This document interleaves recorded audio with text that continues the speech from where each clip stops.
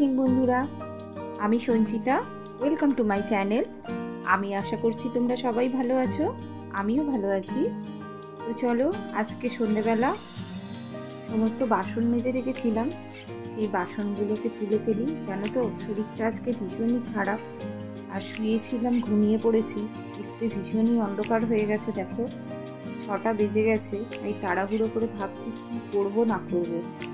আর আজকে বৃহস্পতিবার ছিল, যেহেতু সকালবেলা আমার লক্ষ্মী পুজোও করা হয়নি, তাই জন্য ভাবলাম যে কি করব, লক্ষ্মী পুজোটাও করতে হবে।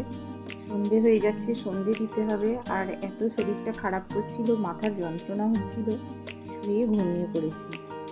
তো চলো, বাসনগুলো তো আমার তোলা হয়েই গেল।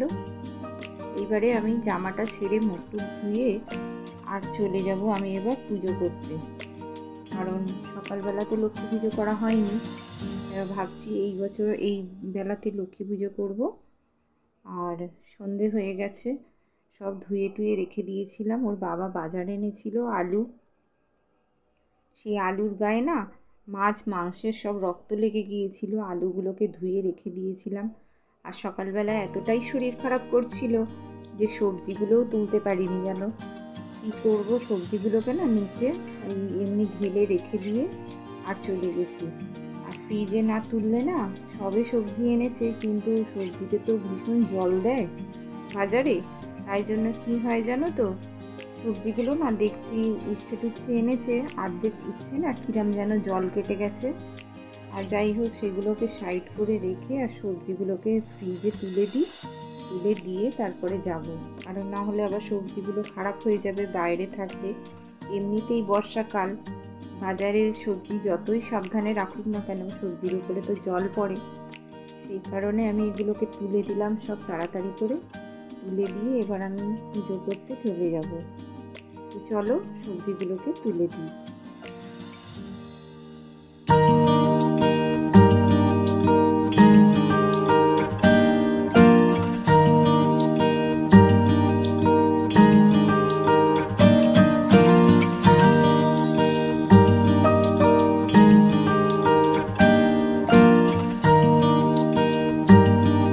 সব সবজিগুলোকে আমি আলাদা আলাদা প্যাকেটে করে তুললাম। কারণ না তুললে সব যদি একসঙ্গে তুলি তাহলে সেটা আমি আর সময় মতো খুঁজে পাবো না। একটা প্যাকেট খুললেই আমি পাবো। আর শশাটাকে আমি আলাদা করে একটা প্যাকেটে রাখবো, কারণ শশা আমাদের দুবেলাই লাগে। তো বাবা দেখছি একটা বাঁধাকপিও এনেছে, মাছ এনেছে, মাছের মাথাও আছে। ভাবছি একদিন বাঁধাকপির তরকারি করব মাছের মাথা দিয়ে। আর সেই জন্য বাঁধাকপিটাও তুলে দিলাম সব। আর সবজি আমার কিছু ছিল না জানো, একটু একটুই ছিল সব। সেই জন্য ভাবলাম যে এনেছে যখন তুলে দিই, কারণ বেশি কিছু তো সবজি নেই, এনে রেখেছে, সেগুলোও নষ্ট হয়ে গেলে তাহলে আর খেতে পাবো না। তাই জন্য এইগুলোকেও আগে তাড়াতাড়ি করে তুলে দিলাম সব। এখন বাজারে সবজির কী দাম বলো তো, ভীষণ দাম। যে জিনিসটায় তুমি হাত দিতে যাবে সেই জিনিসটারই দাম কত।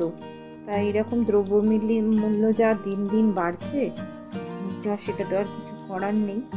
আমাদের কিনে খেতেই হবে। আমরা জনসাধারণ, আমরা সব দিক থেকেই আমাদের চাপ। সব পরিষ্কার করে এবার আমি চলে যাব পুজো করতে। যে সমস্ত বন্ধুরা তোমরা আমাকে কমেন্ট করেছো, তার মধ্যে মাই ফরচুন স্টোরি, তুমি বলেছো পাগড়িটা খুব সুন্দর হয়েছে। আর ইলাস ব্লগস অফিসিয়াল, ভিডিওটা তোমারও ভালো লেগেছে। আর পাগড়ি, জামা সবটাই ভালো লেগেছে গোপালের। ধন্যবাদ তোমাকে অসংখ্য। পারমিতার হেসেল 897, তুমিও আমাকে কমেন্ট করেছো যে তোমারও ভালো লেগেছে। ট্রিয়া মণ্ডল, কেক জোন DG1LM, তুমিও খুব সুন্দর একটা কমেন্ট করেছো।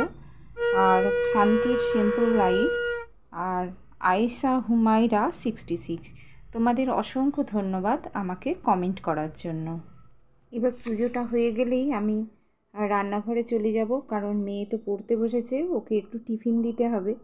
তা আমি করে নিলাম একটুখানি চা, দুটো বিস্কুট খেয়ে নেবক্ষণ। আর মেয়েকে দুধটা গরম করে দিলাম। ওর গরুর দুধও খায়, গরুর দুধও ছোটোবেলা থেকেই খায়। আমাদের এখানে একজন দিয়ে যায় গরুর দুধ, সেই দাদা কিন্তু খুব ভালো দেয় জানো দুধটা।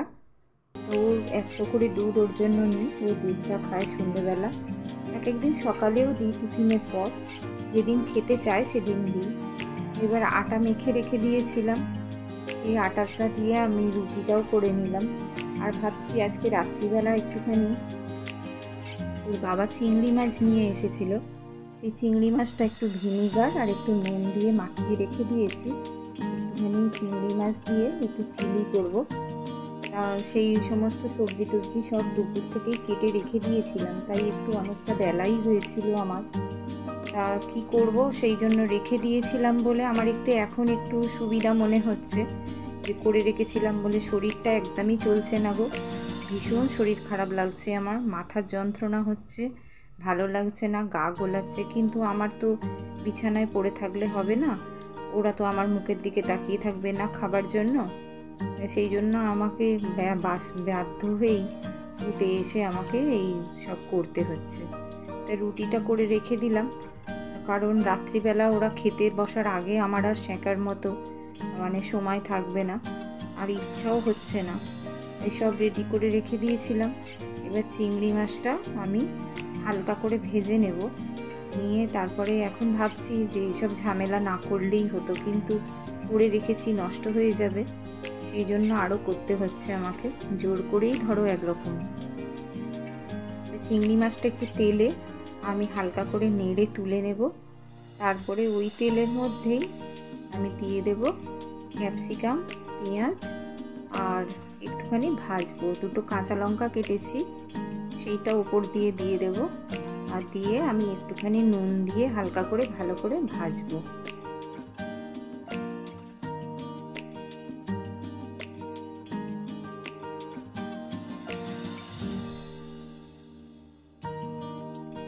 হালকা করে নুন দিয়ে ভাজলে কি হবে যেন, পেঁয়াজটা একটু নরম হয়ে যাবে, আর নরম হয়ে গেলে নাহলে ক্যাঁচ ক্যাঁচ করবে, কাঁচা থাকবে আর কি, ভালো লাগবে না সেটা মুখে লাগলে। আমি দুটো কাঁচা লঙ্কা আর একটু নুন দিয়ে ওটাকে একটু ভালো করে ভেজে নিলাম। আর ভাজাটা একটু বেশ 3-4 মিনিটের মতো ভাজা হবে। তারপরে আমি ওর মধ্যে একটুখানি আদা বাটা দিয়ে দেবো, অল্প একটু করে আদা বাটা।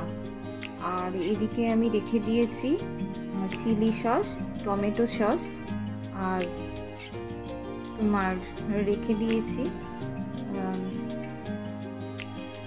সোয়া সস। সেগুলোও আমি পরিমাণ মতো এক এক করে দিয়ে দেব।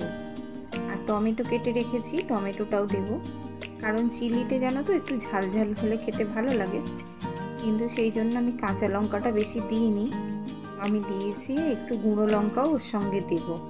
আর চিলি সস যেহেতু দেব, চিলি সসে কিন্তু ভীষণই ঝাল থাকে জানো তো। আর এই যে চিলি সসটা ওর বাবা নিয়ে এসেছে অ্যাপলসের, চিলি সসটাতে না কি ঝাল, ওই জন্য আমি চিলি সসটা অল্প করে দেব। আর এই যে টমেটো সস, এই টমেটো সসটা আমি 4 চামচের মতো দিলাম। আর চিলি সস দেব আমি 2 চামচ, 2 চামচের মতো আমি চিলি সস দেব। আর তোমার সোয়া সস দেব 2 চামচের মতো, দিয়ে এটাকে আমি ভালো করে নাড়ব। আর 1 চামচের মতো আমি চিনি দেব, চিনি দিয়ে ওটাকে ভালো করে নেড়ে চেড়ে নিয়ে এটাকে এবারে গুঁড়ো লঙ্কা দিলাম 2 চামচ, আর 1 চামচ আমি দেব তোমার চিনি। এটাকে দিয়ে ভালো করে ভাজবো। এতে কিন্তু আমি হলুদ দেব না, কারণ এতে হলুদ যায় না, আমি চিলি সসে হলুদ দেব না। তো যাই হোক, এটাকে ভালো করে কষে ভেজে নেব, বেশিক্ষণ না, অল্প 1-2 মিনিটের মতো একটুখানি নেড়ে ছেড়ে নেব, মিশিয়ে নেব। নিয়ে এর উপরে আমি চিংড়ি মাছগুলো এবার দিয়ে দেব। আর অন্যদিকে একটা বাটিতে আমি 2 চামচ কর্নফ্লাওয়ার গুলে নিয়েছি, এই কর্নফ্লাওয়ারটা কিন্তু এইতে যাবে, এতে কিন্তু আলাদা করে কোনো জল যাবে না, এই কর্নফ্লাওয়ারটাতেই চিলিটা তৈরি হবে।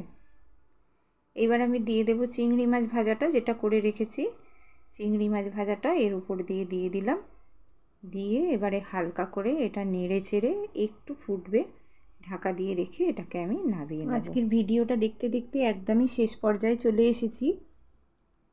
আজকের ভিডিওটা তোমাদের যদি ভালো লেগে থাকে তাহলে অবশ্যই একটা লাইক, কমেন্ট ও সাবস্ক্রাইব করতে ভুলো না। ভগবানের কাছে প্রার্থনা করি তোমরা সবাই ভালো থাকো, সুস্থ থাকো। দেখা হচ্ছে পরের ভিডিওয়। ততক্ষণ গুড নাইট, টাটা।